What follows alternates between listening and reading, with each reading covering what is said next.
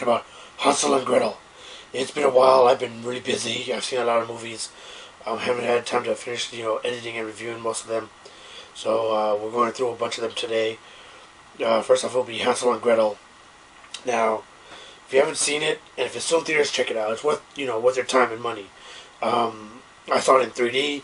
3D effects were really well in this movie. It wasn't pretty crappy. They didn't do the whole, oh my god, it's coming at you kind of effects. They had a few of those, but it wasn't, one of those cheesy 3D kind of movies where they did all that.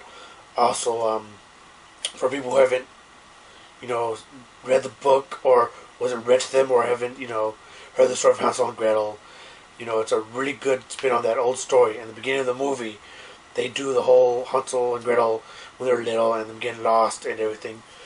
The set pieces were amazing, especially for the candy house. That was an amazing piece alone. They did an amazing job on that. They did a great job on showing what happened to Hansel and Gretel after that whole incident with the witch in that house.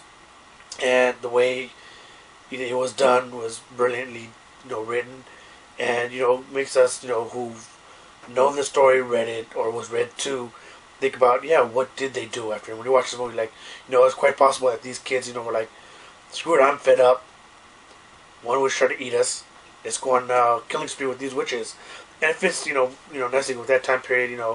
They had a lot of witch hunts back then, so it's a pretty cool thing that they did, and how they did that whole story and they weaved it in. As far as the wands go, they're not the same old wands that you've seen in the old Harry Potter movies or any other movie. They're nice, sleek, and cool looking.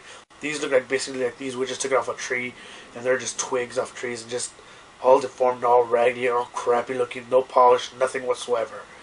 And it fits. Each witch has a different looking branch in their hand, which is their wand, and it's pretty cool how they look. Some of the wands in there do look nicely polished for some of the other witches, but most of it's not sleek and sexy looking. Acting, you got Jeremy Renner, you got him playing Hansel, and it's just he did a pretty good job. The only problem I had was with him and then Gemma Atherton, who plays Gretel. She did a really phenomenal job at playing a tough woman. She did a really good job. It's just the accent. You expect them to have an accent when they're talking. Oh Hansel. All that kind of stuff that you expect from a movie playing the characters that are not American actors or British actors. Characters, but unfortunately, no, we don't get that accent. That's the only thing that I didn't really, that was kind of disappointing me in the movie. That was that they didn't have accents, and it was just that's the only thing I could take about the movie that kind of bummed me out. But other than that, it's a decent, solid movie that you can watch. It has some pretty cool makeup effect for the troll. Check it out. It's definitely worth buying. If you're not a big fan of 3D, you don't have to watch it in 3D. It's still a solid movie either way.